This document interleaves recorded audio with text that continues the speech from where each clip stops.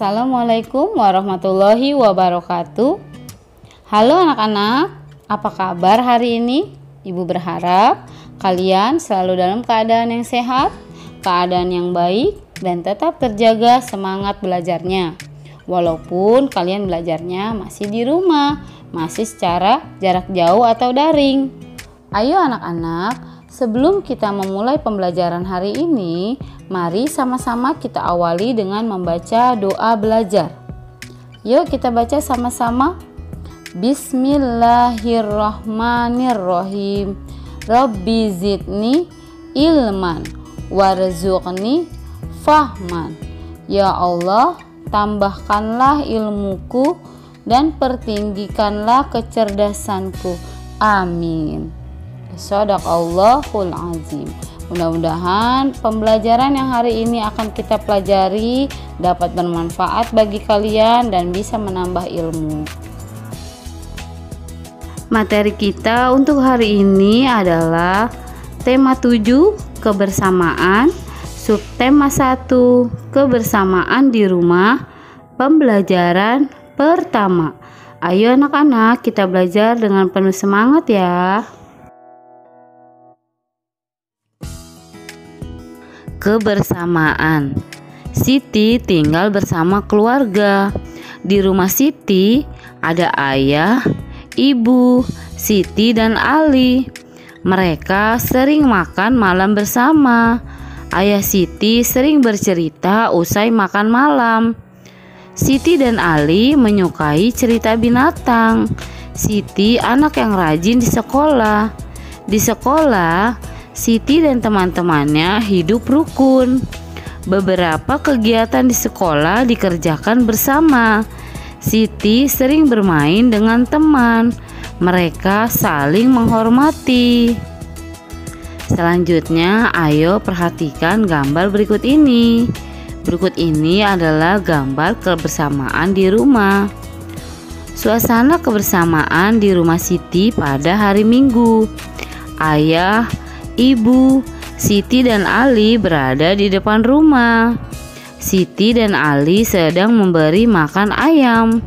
Ayah membersihkan selokan, sedangkan ibu menyapu halaman belakang rumah. Seusai bekerja, mereka makan bersama. Kebersamaan di rumah Siti. Ayo kita mengamati. Ayah Siti pandai mendongeng. Siti sangat suka dengan dongeng. Hampir setiap minggu ayah Siti mendongeng. Seusai mendongeng, ayah Siti menceritakan isi dongeng tersebut. Banyak sekali contoh yang baik dalam dongeng. Ayo anak-anak, kita bercerita. Dengarkanlah, ibu akan membacakan sebuah dongeng yang berjudul Kecerdikan Menumbuhkan Kebaikan. Di sebuah gurun pasir, hiduplah ular dan tikus pasir. Sebenarnya, ular sangat ingin memangsa tikus, sedangkan tikus selalu berusaha mencari akal agar ular tidak lagi berniat memangsanya.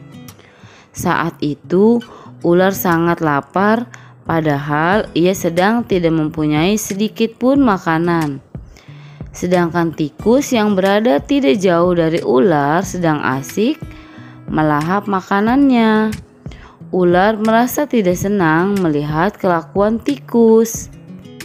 Kata ular, "Dengarkanlah ucapanku, wahai tikus yang angkuh. Aku pasti akan mendapatkan tubuhmu yang mungil dan lezat itu." Hei ular, berusaha dan bekerjalah. Jangan hanya berani mengancam. Kalau hanya mengancam, seekor semut pun bisa, jawab tikus. Sang ular marah mendengar ejekan tikus. Ia lalu kembali ke sarangnya dengan perut yang lapar. Sedangkan tikus masih lahap dengan makanannya. Waktu terus berjalan, tetapi ular tidak juga menemukan makanan. Ia juga enggan untuk keluar dari sarangnya. Sementara itu, tikus sudah lelap dalam sarangnya.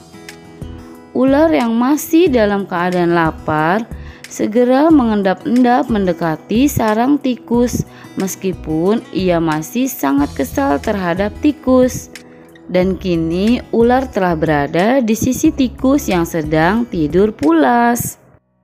Kata ular, "Hei tikus, aku sudah berada di sebelah dan siap untuk menyantapmu." Tikus segera terbangun dari tidurnya. Sambil berpura-pura menguap, ia mulai memutar otak agar bisa lolos dari cengkraman sang ular. Kata tikus, "Tenang dulu ular sahabatku, kalau kau ingin memakanku, kau harus berpikir dulu. Kita hanya berdua di sini, tidak ada hewan lain. Jika kau memakanku, maka kau akan sendiri. Kau tidak akan mempunyai teman yang dapat kau ajak mencari makan. Kalau begitu, kau tidak akan makan, dan akhirnya kau akan mati." Sejenak sang ular terdiam. Ia mencoba merenungkan nasihat tikus. "Jadi kita tidak bisa hidup sendiri?" tanya ular. "Tentu. Bukankah kita bisa berteman dan tentunya kita dapat mencari makan bersama? Bukankah itu lebih menyenangkan jika nanti setelah kau memakanku kau hanya akan hidup sendiri?" jawab tikus. Ular mengangguk tanda mengerti. "Baiklah kalau begitu, maafkan aku," kata ular. Tikus pun memaafkan ular. Mereka tersenyum bahagia. Kemudian beranjak mencari makan bersama-sama. Baik anak-anak, setelah tadi kalian mendengarkan dongeng kecerdikan menumbuhkan kebaikan antara tikus dan ular. Selanjutnya ayo jawablah pertanyaan di bawah ini. Jawab sesuai dongeng yang kalian dengar.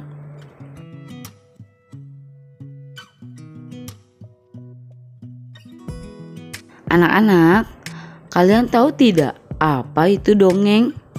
Dongeng adalah cerita fiktif dan imajinatif atau cerita yang belum diketahui kebenarannya.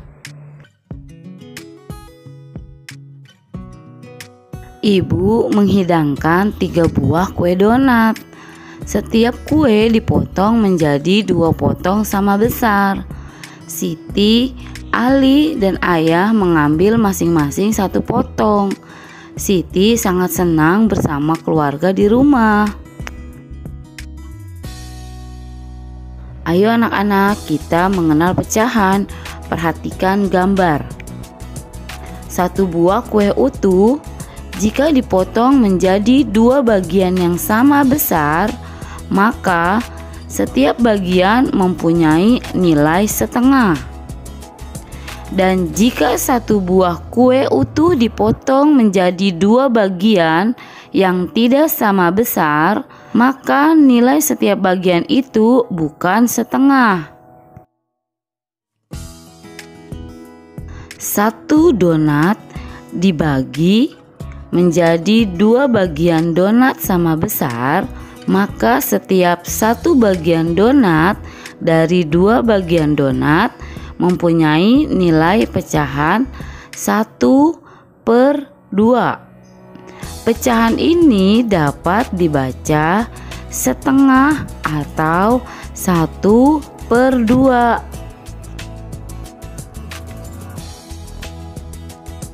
Ayo anak-anak, kita berdiskusi. Pertama, mengapa 2 bagian donat di samping masing-masing disebut setengah? Karena 1 buah donat dipotong menjadi 2 bagian yang sama besar. Kedua, mengapa 2 bagian donat di samping masing-masing tidak disebut setengah? Karena 1 buah donat dipotong menjadi 2 bagian yang tidak sama besar. Baik anak-anak, kalian bisa mencatat hasil diskusi tersebut di buku kalian masing-masing. Ayo anak-anak, selanjutnya kita berlatih. Lengkapilah pernyataan berikut ini dengan tepat. Perhatikan dulu, Ibu jelaskan nomor 1. Sebuah donat dibagi menjadi dua bagian yang sama besar. Setiap bagian disebut titik-titik bagian. Jadi, satu buah donat dibelah atau dibagi menjadi dua sama besar, nilainya menjadi setengah atau 1/2 bagian. Seperti itu ya anak-anak. Untuk selanjutnya nomor 2 sampai nomor 4, kalian bisa menjawabnya sendiri.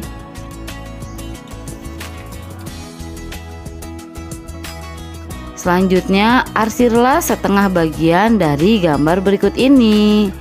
Perhatikan contoh nomor 1. Jadi, setengahnya kita arsir seperti ini. Yang kita arsir atau yang kita beri warna atau yang kita garis hanya setengah bagian dari gambar tersebut. Oke, untuk selanjutnya nomor 2 sampai nomor 6, kalian bisa mengarsirnya sendiri.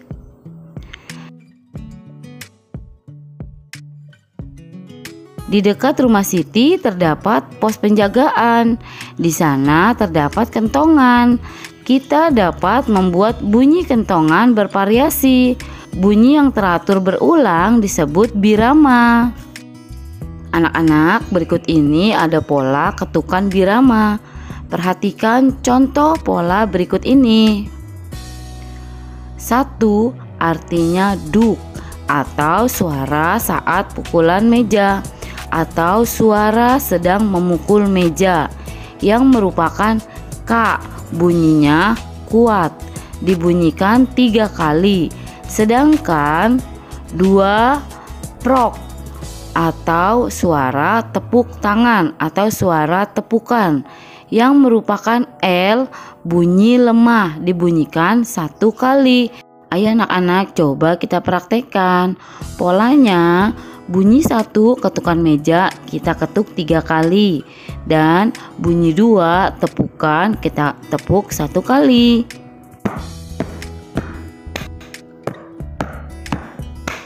Jadi seperti itu anak-anak bunyinya. Kalian bisa mencobanya.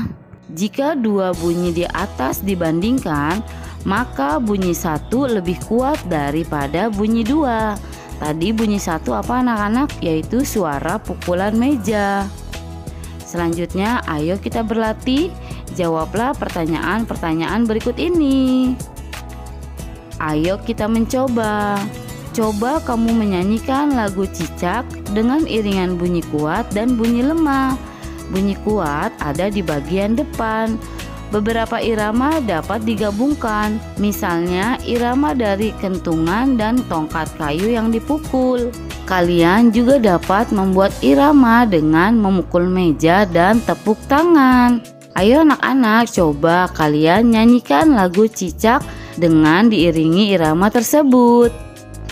Cicak, cicak di dinding, diam-diam merayap, datang seekor nyamuk, hap, lalu ditangkap. Kalian bisa mencobanya di rumah.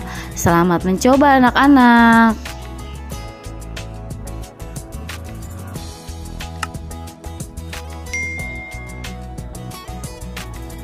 Alhamdulillah, terima kasih anak-anak soleh dan soleha. Sampai jumpa di video pembelajaran selanjutnya. Tetap semangat ya belajar di rumah. Jangan lupa tugasnya dikerjakan. Mudah-mudahan materi pembelajaran hari ini dapat bermanfaat bagi kalian. Ingat ya anak-anak, kalian harus selalu menjaga kebersihan dengan sering-sering mencuci tangan, atau jika kalian ingin keluar rumah jangan lupa menggunakan masker dan jauhi kerumunan. Ibu akhiri, wassalamualaikum warahmatullahi wabarakatuh.